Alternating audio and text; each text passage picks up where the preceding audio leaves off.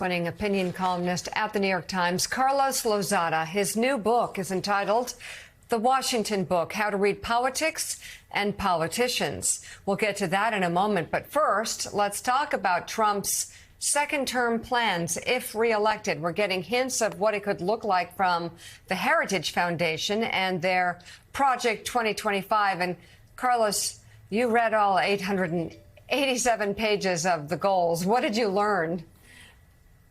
So there's a lot of rhetoric, both in the book and just, coming out of Trump's allies in the right about deconstructing the administrative state, right? We have to take down the federal bureaucracy. What I found in this book is that really, rather than deconstructing the administrative state, the folks who are developing this plan, this kind of project for a new conservative president, want to harness the administrative state. They want to use it, redirect it for their own political purposes. So, and this is not some kind of conspiratorial theory. It's just what I learned from reading the book that they published. And so, Carlos, let's talk about it because, the first go around, it seems to me that Donald Trump stumbled and was his worst enemy at times. I always joked, it was sort of gallows humor, but I said if we had to have Nazis in the White House, I'm glad it was Hogan's Heroes, the Nazis and Hogan's Heroes. This time they're coming, they're ready, and they want to do what Steve Bannon promised back in 2016. Tear down the state. That's what he said. He said, I'm a Leninist. I want to tear down the state. Looks like they're preparing to do just that. Well, you're right. The book is an implicit, the existence of the book is an implicit admission that at least the early period of the first Trump presidency didn't go well. There was a lot of kind of chaos and mayhem. And so they want to have an army, as they call it, of, committed, trained, prepared conservatives to go in on day one and introduce their priorities.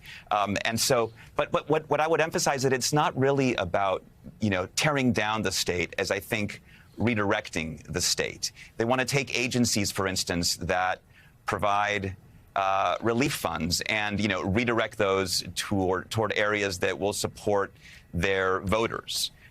They want to take, data analysis and research and have it focused on conservative priorities. So I think that the rhetoric of dismantling the state, at least according to this book, is really not quite what they intend to do.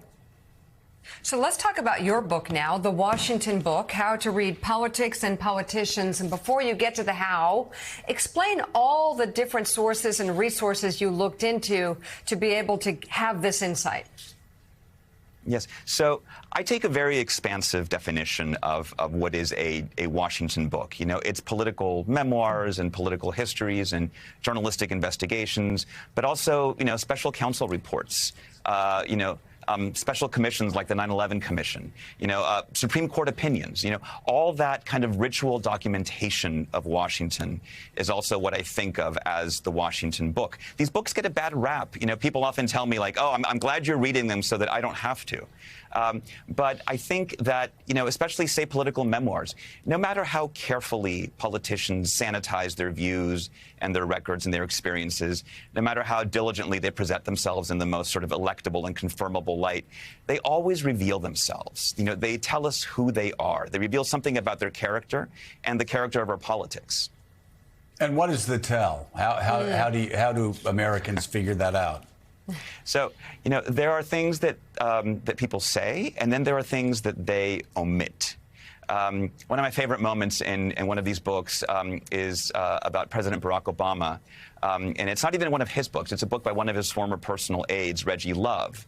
And he recounts the time that he forgot to bring Obama's briefcase on a trip. And, that's a big no-no. And he thought he was going to get fired. But this was during the campaign when he's first running for president. And but Obama forgives him. And he explains one of the reasons he was annoyed about the missing bag.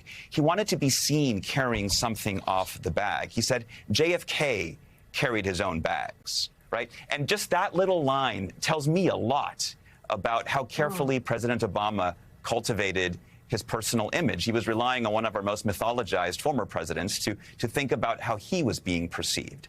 Now, an example of understanding politicians by the words they omit is in Mike Pence's memoir, So Help Me God. He's recounting the events of January 6th, presenting himself as sort of this heroic figure who stood up for democracy, and we do owe a debt for that. But there's one moment when he's recounting President Trump's video message to his supporters, telling them finally to leave the Capitol. And Pence quotes it, and he quotes Trump saying, I know you're hurting, but we have to go home. We have to have peace. But in the middle of that quote, there's an ellipsis. And I was wondering, what did Pence skip? What did he omit? So I go back to the video, and I see that in the middle of that phrase, he had said, we won in a landslide. Everyone knows it. The election was stolen. So even when he's recounting, a moment when his own life was in danger, and when President Trump wasn't helping him out, he is still covering for the boss. So that to me was very revelatory. The new book is entitled The Washington Book, How to Read Politics and Politicians, and it's on sale now.